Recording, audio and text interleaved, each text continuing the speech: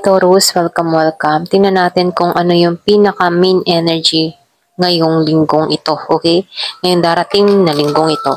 So, base sa zodiac sign mo, tingnan natin ngayon, okay? Give it a message for Taurus. Ano yung pinaka-main energy ni Taurus ngayong linggong ito?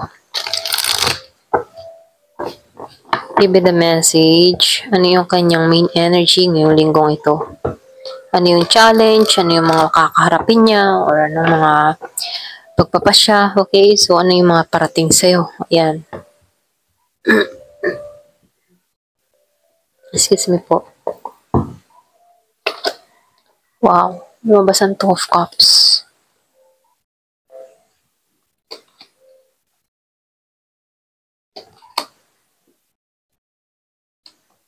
Yung iba sa inyo, no, nakikitaan ko dito, meron kang iniisip na tao or pwede rin merong tao nag-iisip sa'yo, okay?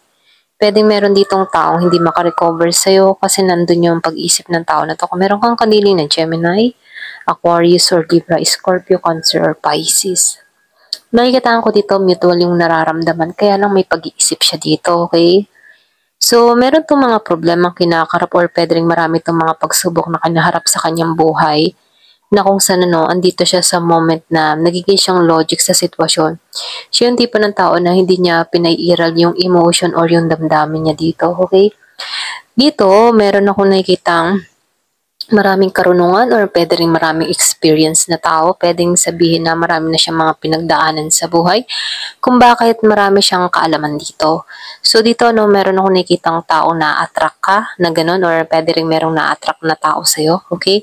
Na kung saan andun yung pinag-aaralan ka nito, okay? So ito rin nakikita ko, pwedeng iba sa inyo, nakakasama mo na to or pwede rin bago pa lang to or pwede rin meron ditong taong gustong magbalik sa'yo at nag-iisip ito kung paano, okay? So, nakikitaan ko rin dito, yung iba sa inyo, meron kang nakaka-experience na tao, Leo, okay? Meron lumalabas dito na Leo na kung saan, nagitong, pwedeng wishy-washy, naging arrogante sa'yo, or pwedeng hindi nagseryoso, okay? So, nakikitaan ko dito, pwedeng meron tong mga gustong gawin, or pwedeng nag-iisip ng tao na to.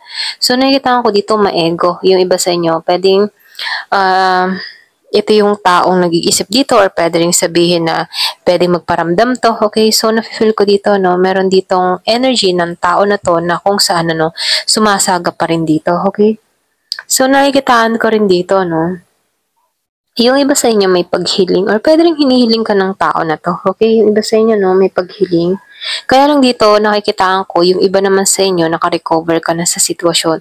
Sa lahat ng mga pinagdaanan mo sa buhay mo, unti-unti mo nang tinatanggalan to.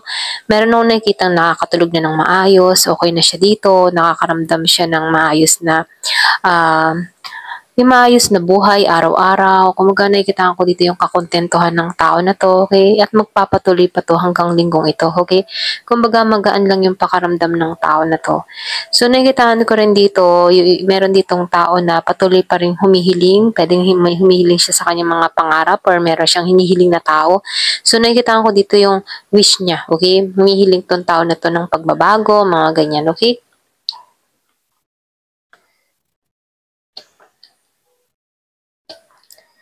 So, nafe-feel ko dito, meron akong nakikita ditong patungo sa'yo. Kaya lang siya yung tipo ng tao na hindi siya romantiko, pwedeng hindi rin to magaling magpahayag ng kanyang mga saloobin.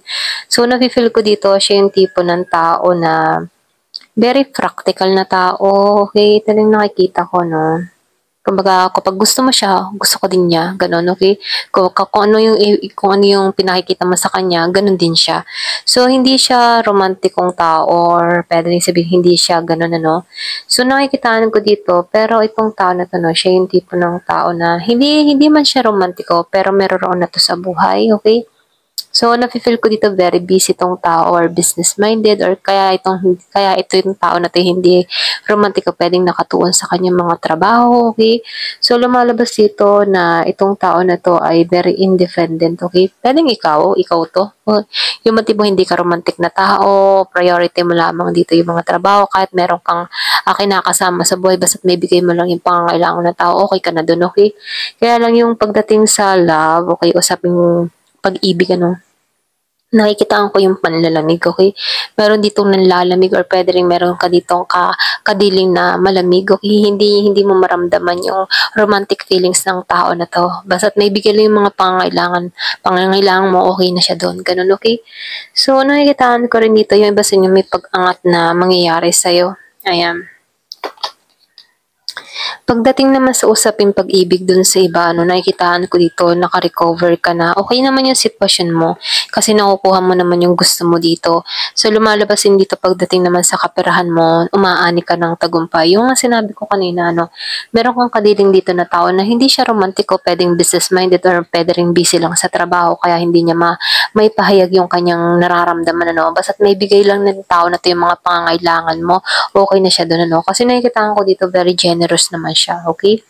So dito, nakikitaan ko dito, spoiled ka pagdating sa mga material na bagay, yung iba sa inyo, hindi halos lahat, Kaya lang dito, pagdating sa oras, wala siyang ganun kasi pwedeng busy, very busy tao or pwede rin talagang pwedeng may-ari ng company or pwede rin meron siyang mga pinagkakaabalan na importante siya doon, okay? Yung ganun, So nakikitaan ko dito, very, very busy tao, ganyan.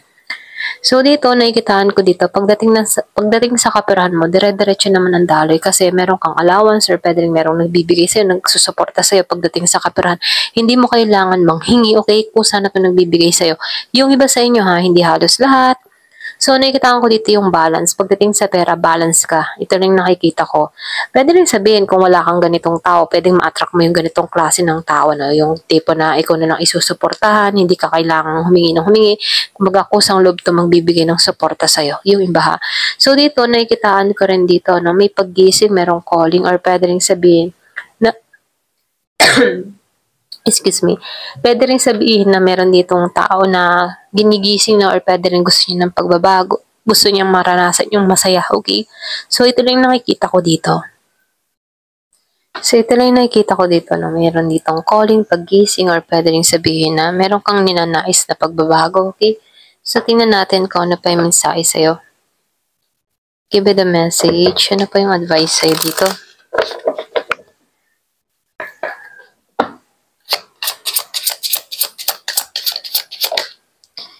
So, meron ka dito, how can you serve? So, nakikitaan ko dito, meron dito, paano ba makapagsilbi? Okay, parang gano'n, Paano ba makapagsilbi sa iba, okay? So, pwedeng umaasam-asam ka dito na maramdaman mo, okay, yung pagsisilbi ng tao na to sa'yo. Pwede rin kasi yung iba sa inyo, dahil hindi to masyadong romantiko, namimiss mo yung, yung makita mong importante ka, okay? So, nafe-feel ko dito, bago lumago yung isang connection, kailangan na merong komunikasyon sa bawat isa or pwede rin merong dalawang panig na nagkakasundo sa bawat isa. Kaya lang dito, lumalabas dito yung iba sa inyo, pwedeng nag-iisa ka hanggang ngayon or pwede rin meron kang tao na walang oras at panahon sa'yo. So, nafe-feel ko dito, meron kang lungkot na nararamdaman, okay? Yung iba sa inyo,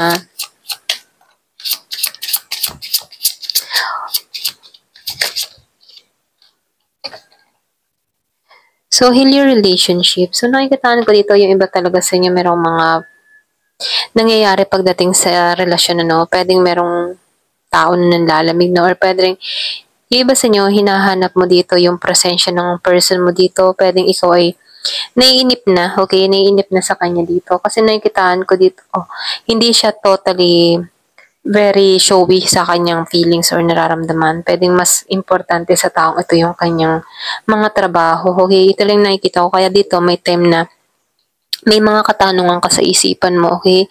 How can you serve? Para bang naghahanap ka dito kung paano ba i-serve or paano ba pahalagahan, mga ganun, So, nafe-feel ko dito, gusto mo ng something na siseryoso or magbibigay ng oras sa'yo dito. Kaya dito, nakikitaan ko dito, heal your relationship. Kung kaya pang ayusin yung relasyon na meron kayo, ito na yung time para baguhin yung sistema. Pwedeng ikaw yung tipo ng tao na hindi ka rin romantiko, pwedeng ikaw yung very busy, pwedeng meron kang tao dito na umaasam ng pagbabago sa'yo na kung saan mararamdaman niyang andyan ka palagi sa kanya. Okay? So, ito lang nakikita ko, Or pwede rin ikaw yung naghahanap dito ng kalinga, ganun. Okay? So, the power of prayer, ano, so kasi meron nung nakitang wish na star. So, meron ditong humihiling, meron nagdadasal. Pwedeng nagdadasal siya ng pagbabago dito, about dito sa taong pinapanalangin niya rito, okay? Meron siyang pinagdadasal, ganyan. Meron siyang hinihiling, ganyan. So, embrace your authenticity, ano. Kumbaga, nakikitaan ko dito, embrace mo yung pagiging ikaw, yung authentic mo, yung pagiging mong totoo, okay?